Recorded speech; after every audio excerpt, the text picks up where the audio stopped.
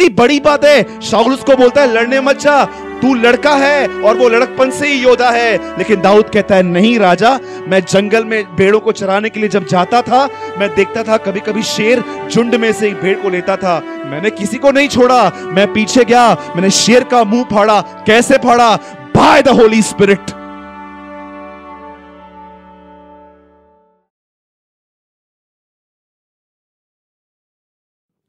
तो सबको जय मसीह की।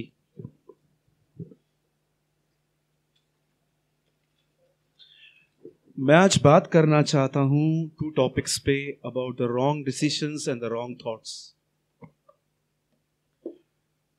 First, wrong decisions.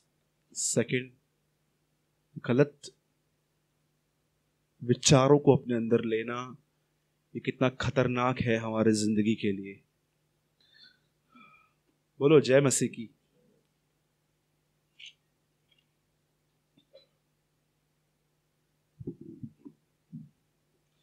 आप जानते हैं जब परमेश्वर ने इंसान को बनाया और शैतान अदन की वाटिका में आया, तब शैतान ने उससे कहा तुम इस फल को खा सकते हो, कुछ नहीं होगा।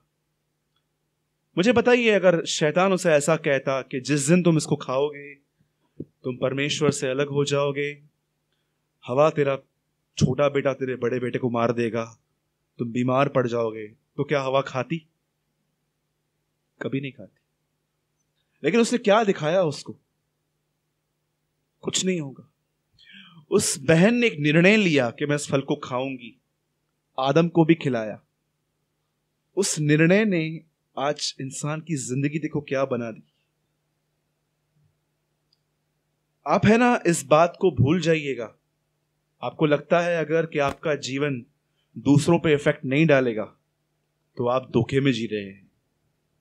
आप आज जो जी रहे हो ना, ये आपकी जनरेशन, आपके साथ रहने वाले लोगों पर भी इसका बहुत बुरा असर पड़ता है। लिसन, आप जानते हो बाइबल कहती है परमेश्वर ने एक व्यक्ति को चुना जिसका नाम था इब्राहिम नाम बाद में आया, इब्राहिम। और परमेश्वर ने उससे कहा कि मैं तुझे एक बेटा दूंगा। पर बाइबल कहती है जब प्रतिज्ञा के पूरे होने में देर हुई तब उसकी पत्नी ने उसे एक सलाह दी कि तू किसी और से शादी कर, वहां से बच्चा पैदा कर, क्योंकि सारा को अपने घर से ज्यादा प्रॉपर्टी का टेंशन था कि कहीं ऐसा ना हो कि हमारे जाने के बाद एलियाजर को यह सपना मिल जाए, एक वारिस होना चाहिए हमारे पास। और जानते हो उस लेडी ने क्या किया? अपने हस्बैंड को यह सलाह दी। आपने देखा होगा अयूब को भी डिस्टर्ब करने के लिए उसकी वाइफ ही आई थी, ये कहने के लिए कि मर जा तो मर जा, खत्म कर। मैं कई बार देखता हूं बाइबल के अंदर कुछ बहनों को परमेश्वर शैतान ने बहुत गलत तरीके से उपयोग किया, लेकिन नया नियम ऐसे उदाहरणों से भरा पड़ा है कि कुछ बहनों को परमेश्वर ने उठाया और उन्हें इस्तेमाल किया अच्छे तरीके से। और प्रभु का धन्यवाद हो कि हम नए नियम में रहते हैं। अब बोलो आमीन। राइट है, अब हमारे लिए होप है। आप जानते हैं, अब थोड़ा ध्यान से सुनिए, अब मैं जो आपको समझाने की कोशिश कर रहा हूं। बाइबल कहती है इब्राहिम नाम का एक पर्सन था, उसे बेटा नहीं था। परमेश्वर ने कहा कि मैं तुझे एक बेटा दूंगा। और जब प्रतिज्ञा को पूरा होने में देर हो रही थी तो उसकी खुद की वाइफ सारा ने इसे कहा एक काम कर, हाजरा से शादी कर ले। और बाइबल कहती है इब्राहिम ने हाजरा से विवाह किया, बच्चा उत्पन्न किया। उस बच्चे का नाम क्या था? बोलो इश्माइल।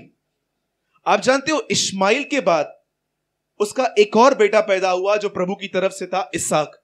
अब मैं आपसे एक बात पूछता हूं, इश्माइल और इसहाक की आपस में जमती थी? तो इतना तो तय है कि जो आत्मा से जन्मे हैं उनका शरीर के जन्मे उसे नहीं जमने वाला है। Always remember. Now listen very carefully. अब क्या हुआ पता है? जैसे जैसे इब्राहिम के दोनों बेटे एक ही घर में बड़े हो रहे थे, कभी कभी आप जानते हो इश्माइल को प्यार नहीं मिलता था लेकिन इसहाक को मिलता था। इसहाक ऐसा था कि अगर वो रोना स्टार्ट करे ना तो 20 लोग आके खड़े हो जाएंगे, क्या हुआ? लेकिन इश्माइल अगर रोए तो कुछ भी नहीं। अगर इसहाक किसी टॉय पे हाथ रखे उसके लिए सब हाजिर है, लेकिन उसके लिए नहीं। बाइबल कहती है प्रतिज्ञा की संतान अलग थी। आप जानते हैं आखिर बाद में क्या हुआ? दोनों बच्चे झगड़ा कर रहे थे, लड़ रहे थे, और लास्ट में क्या हुआ? इब्राहिम ने किसको निकाल दिया? इस्माइल को निकाल दिया। अब सुनिए, अब ये लड़का अकेला रह गया घर में, इसका नाम था इसहाक। अब इसे तंग करने वाला कोई भी नहीं था। जैसे जैसे ये बड़ा हुआ, 25-30 साल का हुआ, इब्राहिम ने इसके लिए एक लड़की ढूंढना स्टार्ट की जिसका नाम था रिबिका। और इसहाक रिबिका के साथ विवाह करके रहने लगा। और जानते हो, जब रिबिका प्रेग्नेंट हुई तो उसके अंदर 2 बच्चे थे। उनका नाम क्या था? एसाव। और मुझे बताइए अंदर में क्या कर रहे थे?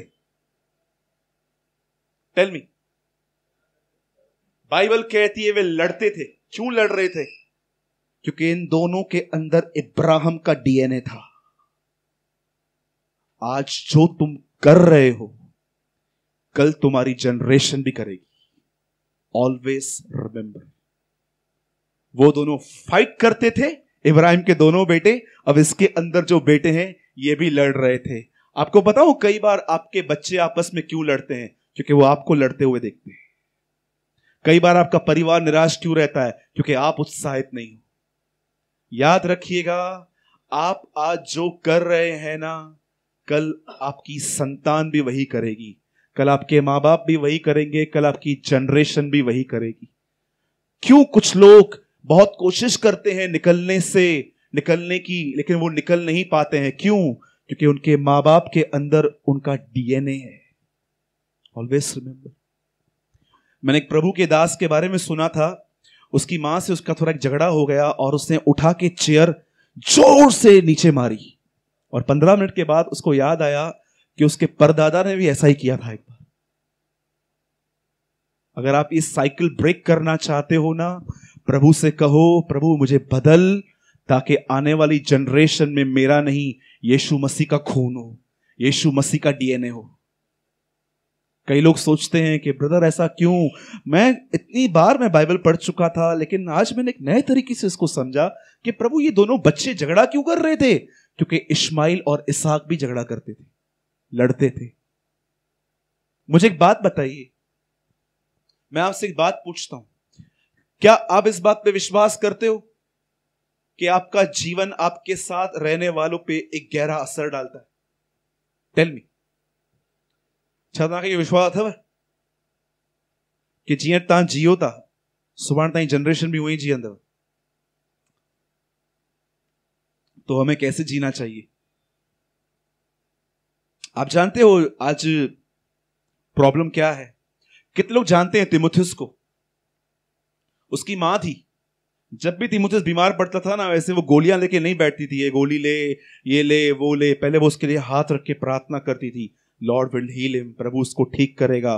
वो अपनी मां को देख देख कर कि मेरी मां में कितना बिलीव है। याद रखना, तिमुथियुस की मां ने तिमुथियुस को नॉलेज नहीं, फेथ दिया था, विश्वास। आप क्या देते हैं किसी को? जब आपका बच्चा निराश होता है और कम मार्क्स लेके आता है, उसको क्या बोलते हो? डफर है तू, कुछ सुधरेगा ही नहीं, इतना समझाया था, पढ़, बस 2 दिन पहले स्टार्ट किया। अरे ऐसा मत करो। उनके शोल्डर पे हाथ रख के कहो, इट्स ओके, कोई बात नहीं, नेक्स्ट ईयर हम और मेहनत करेंगे। वो आपके इन शब्दों को सुन के इनकरेज होंगे कि यार मेहनत नहीं किया, उसके बाद भी डैडी मुझसे प्यार करता है। कई बार हम अपने बच्चों का सेल्फ कॉन्फिडेंस नेगेटिव बोल बोल के खत्म कर देते हैं। हम देखते हैं कि जब हमारे बच्चे गलतियां करते हैं, मैं आपको नहीं कहता हूं कि उनको डांटो मत, जरूर डांटो, पर उनको इनकरेज भी करो। You encourage him also. बोलो जय मसीह की। तो कितने लोग चाहते हैं ये साइकिल ब्रेक हो? हाँ, वो लड़ रहे थे, ये भी लड़ रहे थे। आप लड़ोगे तो आने वाली जनरेशन भी लड़ेगी। इसीलिए पौलुस बहुत बार तिमुथियुस को समझा रहा था, ये बातें जो मैंने तुझे दी हैं, विश्वास योग्य मनुष्य को सौंप दे। वो उसको समझा रहा था कि आने वाली जनरेशन को ये बातें सिखाना कि हम लोग ऐसा न करें। लेकिन हुआ क्या? आगे चल के सब खत्म हो गया। ठीक है, बोलिए अब मेरे पीछे, मेरे निर्णय बहुत कुछ डिसाइड करेंगे। हाँ, आदम ने डिसीजन लिया, इब्राहिम ने डिसीजन लिया, और तीमुथियुस की मां ने डिसीजन लिया। आज आप एक निर्णय लोगे? कितने लोग लेंगे? मैं आपको आज कुछ देना चाहता हूं यहां पर। कितने लोग लेंगे? Lift your hand. पक्का? बोलो, आज के बाद मैं अपने प्रति, परिवार के प्रति, बिजनेस के प्रति, जॉब के प्रति नेगेटिव नहीं बोलूंगा। ओके?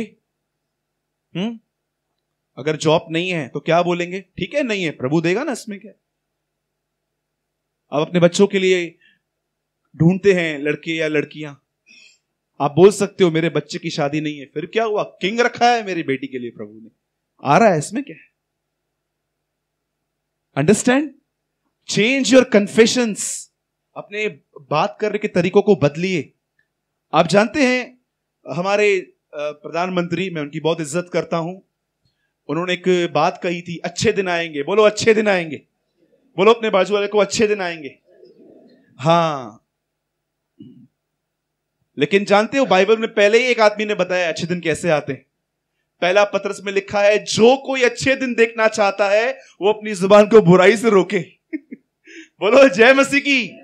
कितने लोग मेरी बात समझ रहे हैं? कितने लोग घर से निकलते समय एटमॉस्फेयर खराब करते हैं? जा, मैं नहीं आऊंगा खाना खाने के लिए, चल जा। बताइए, बहुत सारे लोग जाते जाते घर के अंदर दुष्ट आत्माओं दरवाजा खोलते हैं, खुद जाते हैं और दुष्ट आत्माओं कहते हैं तू जा काम कर, ये हमारा ही तेरा ही घर है।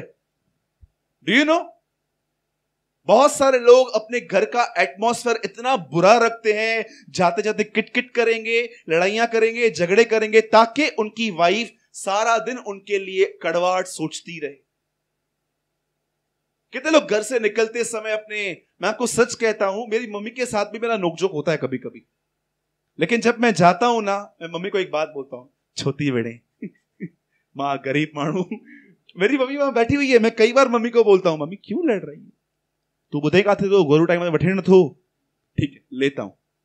बहुत रेयर होता है हमारे घरों के अंदर, मैं आपको सच कहता हूं, हम जब भी मां और बेटे, हम लोगों पे कभी भी नोकझोंक होती है ना, 10 मिनट में हम क्लियर करते हैं। 10 मिनट, 10 मिनट। या ये आ जाएगी, कोकी बनाइए, खाएगा अभी, हाँ दे, या मैं चला जाऊंगा, मम्मी क्यों झगड़ा कर रही है, पहले ही मैं बीमार हूं। बोलो जय मसीह की। नोकझोंक हर घर में होती है, लेकिन स्पिरिचुअल वो लोग हैं जो जल्दी से जल्दी उसको सेट करते हैं। क्या कहा प्रभु ने? जब मैं आऊंगा तो कितनों को विश्वास में पाऊंगा, कितने लोगों को देखूंगा कि विश्वास के साथ कर्म भी चालू है। आप जानते हो, आज एक वर्ड में पढ़ रहा था, बस मैं अपने वर्ड में आऊंगा, उसमें लिखा था सूर्य अस्त होने से पहले तुम्हारा गुस्सा खत्म हो जाए। बोलो सूर्य अस्त। अभी ऐसा क्यों लिखा है सूर्य अस्त? जिस समय यीशु मसीह यहां आए थे, उन दिनों वो गांव में आए थे, गांव में सूर्य अस्त होते ही लोग सो जाते थे। ये बात अलग है, हम सवेरे जब दूसरा सूरज निकलता है तब सोते हैं, इट्स ये डिफरेंट थिंग। ये अलग बात है कि वहां के लोग 4 बजे उठ जाते थे, हम 4 बजे सोते हैं रात को, ये बात अलग है। लेकिन आप जानते हो यीशु क्या समझाने की कोशिश कर रहा था? रात को सोने से पहले तुम्हें अगर पता चलता है कि तुमने किसी से बिटरली बात किया है, तुमने किसी से बुरी तरह बात की है, तुम्हारे मन में किसी के लिए कुछ है, बाइबल कहती है उसको सेट करके सो जाओ। अगर सेट नहीं करोगे तो क्या होगा? उसके नीचे लिखा है शैतान को अवसर न दो। इसका मतलब क्या है? जब आप मामलों को सेट नहीं करते हो ना, इसीलिए आपके बीच में शैतान आता है। आपने कभी ऐसी औरतें देखी हैं, ऐसे ब्रदर्स देखे हैं आपने? भाई झगड़े के बाद 3-3 महीना बात न करना, 3 months।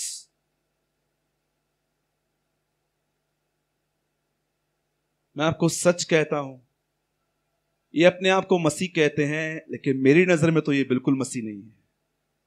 In my eyes they are the backslider number 1। ये बहुत पहले ही प्रभु को खो चुके हैं, पर प्रॉब्लम ये है कि इनको अभी तक पता ही नहीं चला है। मेरे कलीसिया में ऐसी बहुत सारी गवाहियां हैं, जब लोग यहां पर आए अलग अलग कलीसियाओं से, तो उन्होंने कहा ब्रदर हमें ऐसा लग रहा था कि हमारा उद्धार हुआ, लेकिन यहां पर आके मालूम पड़ा कि हम नहीं बचे हैं, अभी तक हमारा उद्धार नहीं हुआ है। Trust me. 3-3 महीने बात न करना, 4-4 महीने बात न करना, अपने अंदर पूरा अकाउंट रखना कि मेरे साथ इसने क्या क्या किया था, और जब तक वो न निकालना शांत न रहना। मैं आपको बताता हूं, ये एक बहुत ही डिमोनिक नेचर है, ये बहुत बुरा स्वभाव है। आप जानते हो बाइबल गर्लफ्रेंड और बॉयफ्रेंड के संबंध को रिस्पेक्ट नहीं देती है। बाइबल ऑनर मैरिज, विवाह सब बातों में आदर की बात मानी जाए, बाइबल कहती है विवाह। आप जानते हो परमेश्वर ने शादी के संबंध को कितना रिस्पेक्ट दिया है। इवन आप देखोगे ना, यीशु मसीह का पहला चमत्कार एक शादी में, first miracle in the marriage, right Gaurav भाई, कैना नगर में। बाइबल रिस्पेक्ट देती है इस रिलेशनशिप को। और आप जानते हो बहुत सारी प्रेयर्स के आंसर क्यों नहीं आते? बाइबल कहती है हस्बैंड और वाइफ के बीच की नोकझोंक की वजह से। लिखा है ऐसा ना हो कि तुम दोनों के बीच में कुछ हो और तुम्हारी प्रार्थना रुक जाए, तुम दोनों जीवन के वरदान के वारिस हो। याद रखिएगा, अगर आप पति हैं, आप पत्नी हैं, अगर यहां पर जो भी शादीशुदा लोग बैठे हुए हैं ना, मैं आपको सच कहता हूं, जिसे परमेश्वर ने जोड़ा है आप उसे अलग न करें। कोई भी रिलेशनशिप परफेक्ट नहीं होता है, लेकिन याद रखिएगा वो परफेक्ट तब बनता है जब दोनों में एडजस्टमेंट आती है। बोलो जय मसीह की। कितने लोग मेरी बात समझ पा रहे हैं? ठीक है, मैं अपने वर्ड में आऊं। कितने लोग आज के बाद जब कोई निर्णय लेंगे तो सोच समझ के प्रार्थना के साथ लेंगे? पक्का? देखिए, निर्णय कोई नौकरी की बात नहीं है। नौकरी आई गई, दूसरी मिलेगी। कर्टन्स लगाए, पसंद नहीं आए, निकाल के फेंक देंगे, दूसरे लगाएंगे। ये निर्णय नहीं बोलते हैं। शादी कोई चीज लेनी है जिसके लिए आप बहुत बड़ा अमाउंट पे करने वाले हो। आज लोगों के ऊपर कर्जा क्यों है इतना? बहुत कम लोग हैं जिन्होंने जीनियनली पैसे लिए थे किसी से, लेकिन बहुत सारे लोगों के लिए जानते हो ऊपर कर्जा क्यों है? मैंने ऐसे बहुत सारे लोग देखे हैं जो कर्जा लेके गोवा घूमने जाते, ट्रस्ट मी, वहां कैसीनो खेलते और यहां पर आते हैं, फिर गली गली घूमते हैं। गली गली, मेन रोड पे दिखते ही नहीं है कभी। मेन रोड पे उनकी दुकानें हैं, फिर वहां से गली गली घूमेंगे, यार मिल न जाए, फिर मुझसे मांगेगा। मैं आपको सच कहता हूं, मैं भूखा मरना पसंद करूंगा लेकिन किसी से लेके घूमना पसंद नहीं करूंगा। नहीं चाहिए ऐसा। हम घर के अंदर दाल राइस खाएंगे लेकिन कर्जा लेके बाहर होटल में खाएं, चाहिए ही नहीं। Be wise. एक सवाल मैं आपसे पूछता हूं, क्रेडिट कार्ड और डेबिट कार्ड में क्या अंतर है? क्रेडिट कार्ड का मतलब क्या है? बैंक का पैसा, लोन है। और डेबिट कार्ड, अगर यीशु मसीह इस पृथ्वी पे आज होते तो वो डेबिट यूज करते, क्रेडिट यूज करते? Okay, thank you Jesus. आइए हम सब वचन में आएंगे। Jesus will use debit card, not credit card, right? थोड़े में आप बहुत कुछ समझ जाते हैं, आप बहुत सयाने लोग हैं, एक्सप्लेन करने की नीड ही नहीं है मुझे। ओके, आइए हम सब एक वचन खोलेंगे, इफिसियों की पत्री चैप्टर 6। कहिए अपने बाजू वाले से, आज के बाद कोई भी निर्णय बहुत सोच समझ के लेना। बोलिए बोलिए अपने बाजू वाले को। इफिसियों 6 अध्याय। Thank you Lord, thank you Jesus.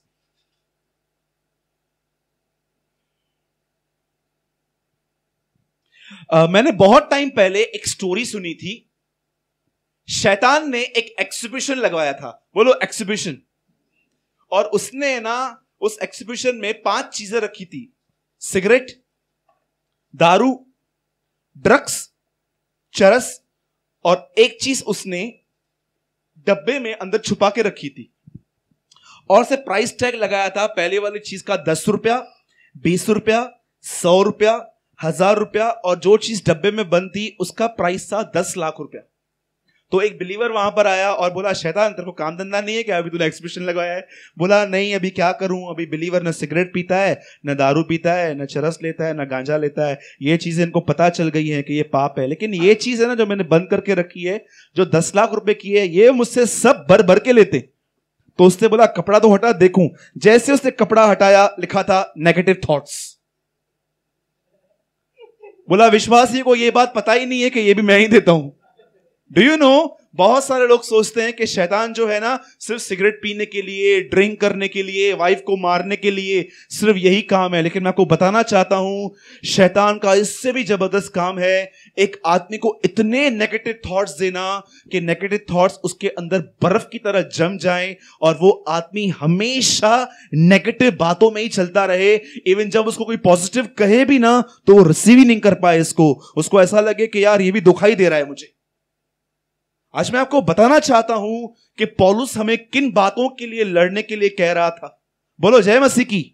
आइए 6 अध्याय इफिसियों, कोई मेरे साथ पढ़िए।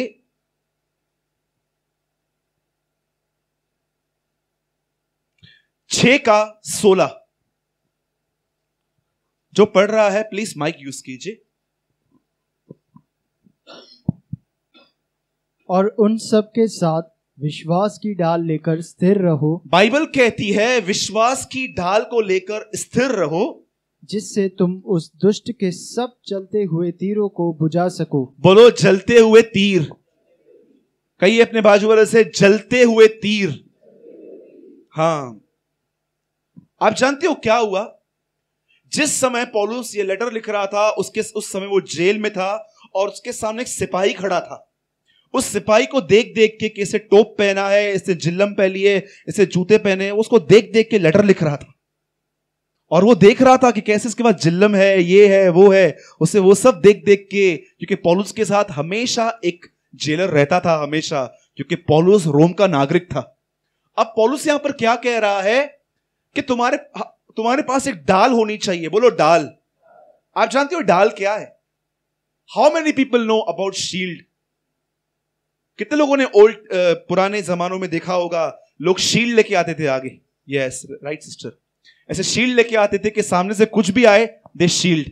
अब मैं आपको बताता हूं जीसस के पास भी शील्ड थी और वो उसको कैसे यूज करता था। ओके, अब सब ध्यान दीजिए। बाइबल कहती है एक समय आया जब प्रभु यीशु मसीह एक जगह पे खड़े थे और सामने से एक आदमी आया जिसका नाम था याईर।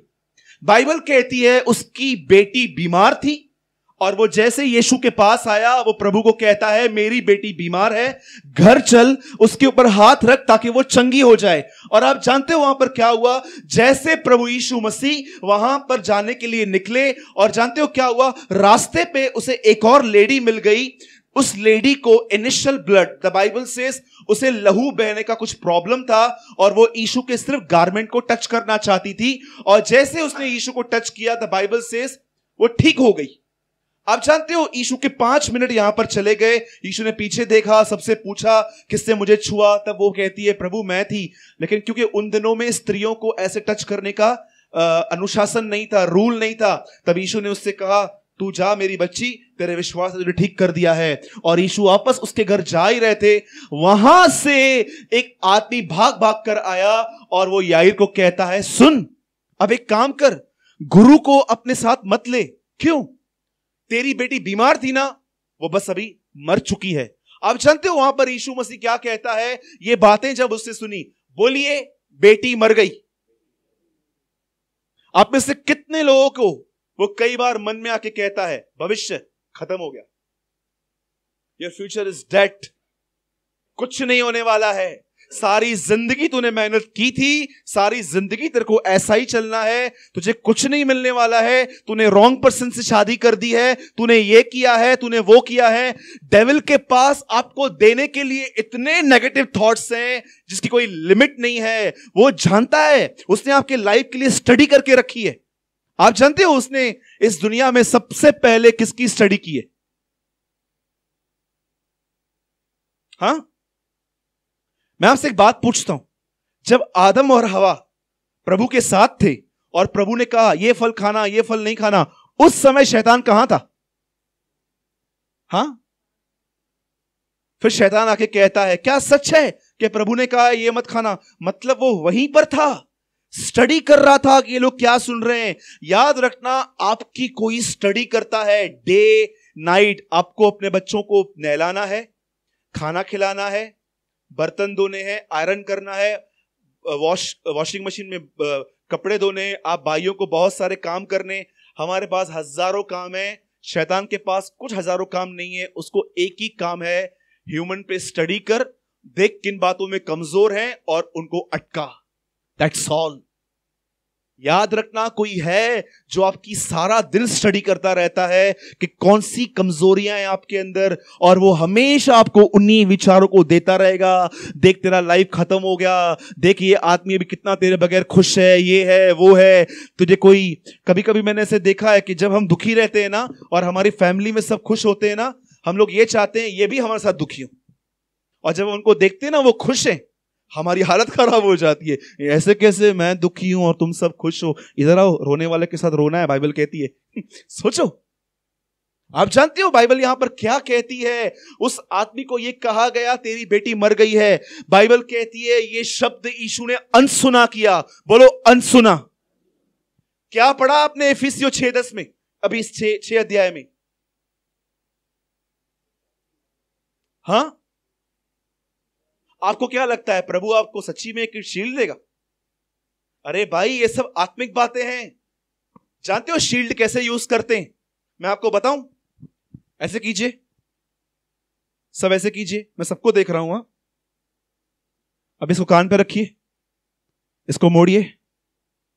That is called use to shield. बोलो यीशु मसीह की। हां, नहीं जा, तेरे को नौकरी नहीं मिलने वाली है, चुप करके बैठ, कुछ नहीं होने वाला है।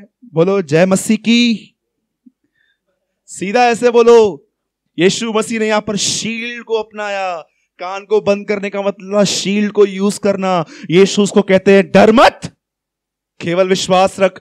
जैसे वो वहां पर गया, वहां पर लोग रो रहे थे, इतने माएं बाप सब रो रहे थे, क्या हुआ, चली गई। जब तक जिंदा थी कोई पूछता नहीं था, मरने के बाद रो रहे थे। सुनिए, सब रो रहे थे, रो रहे थे, रो रहे थे। और जानते हो यीशु ने पहला काम क्या कहा? लिखा है रोने वालों को बाहर निकालो। डू यू नो क्यों रोने वालों को बाहर निकालना है? गॉड, परमेश्वर को नेगेटिव माइंडेड लोगों के बीच में काम करना उसके लिए बहुत कठिन होता है।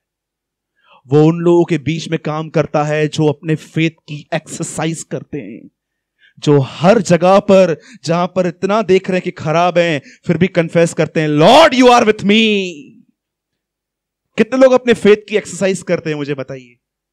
हम अपने फियर की एक्सरसाइज तो बहुत करते हैं, जिसको मिलते हैं ऐसा हुआ है, ऐसा हुआ है, ऐसा हुआ है, ये भी हुआ है। पर आप जब देखते हो कि लाइफ खराब चल रही है, सब खराब चल रहा है, उस समय भी किसको कहते हो? उसे हाथ उठा के, my God is with me. आप में से कितने लोग ये बात जानते हैं? शाऊल दाऊद को कहता है शाऊल जो है ना, वो दाऊद को कहता है मत जा लड़ने के लिए, मर जाएगा। दाऊद कहता है जिस परमेश्वर ने मुझे सिंहों और बालियों से बचाया है वही मुझे इससे बचाएगा। जानते हो, शाऊल उसको डिस्करेज कर रहा था, मत जा। दाऊद कहता है जिसने शेर को मारा वो मेरे साथ है, ही इज विथ मी। आप में से जब आप देखते हो कि मेरा फ्यूचर ऐसा हो रहा है, क्या आप ये विश्वास करते हो ये वही तो मेरे साथ है जिसने मुझे पहले बचाया है? जानते हो 78 साम में क्या लिखा है? इजरायलियों से सबसे बुरा पाप यह हुआ कि वे लोग परम प्रधान के उपकारों को भूल गए।